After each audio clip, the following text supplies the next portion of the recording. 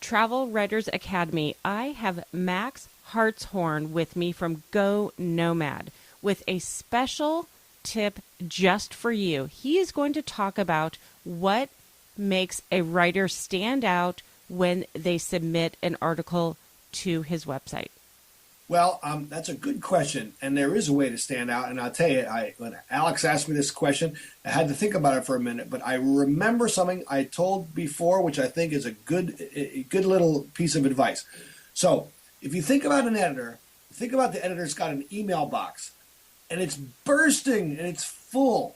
And how do you cut through? Okay, so there's a couple ways that you can get me to be interested in reading your query. And again, I got a whole bunch of queries here, and maybe even a bunch of finished articles.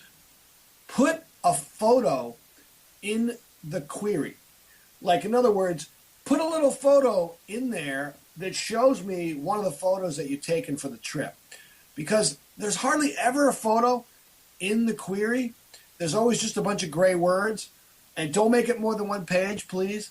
But if you do a one-page query with a couple of pictures that are really intriguing, it totally stands out.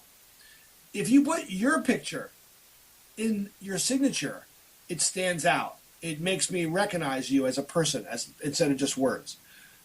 If you want me to run your article, send me the whole article. Don't send a query. Just send the whole article and the pictures. Because you're going to have to do that anyway. And if I'm interested now. So send me everything. And also, remember that your pictures are so important, and a lot of times writers take crappy pictures. So don't be one of those writers who takes crappy pictures. Take pictures. Here's what people do that's the worst. They submit a photo gallery with people walking away from them. Or they have all these buildings or all these long distance or the same shot in 4 different ways.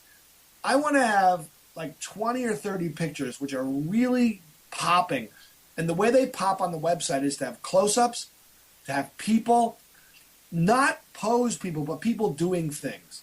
So and don't put the grip and grin of you at dinner with your hosts. That's a snapshot. Send a photograph, but put some photographs in the query.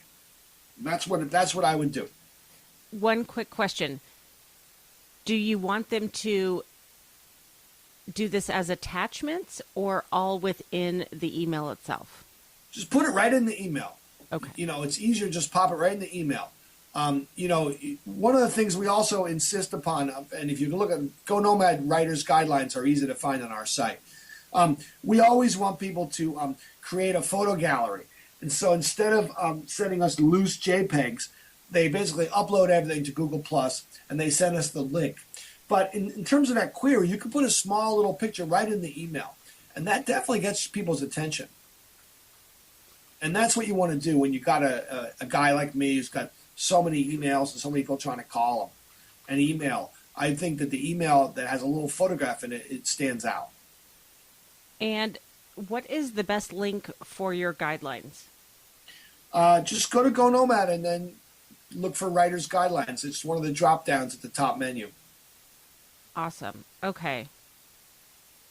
It's gonomad.com. And then if you just type in right next to it, guidelines, it's the first thing that comes up in search. I'll tell you, I'll make it easier. Okay. You go to the gonomad.com and then you go to About Us. In the About Us, there's a drop down that says Writer's Guidelines. Got it. Awesome. Max, thank you so much. It was fun talking to you. Okay. Bye-bye. Bye.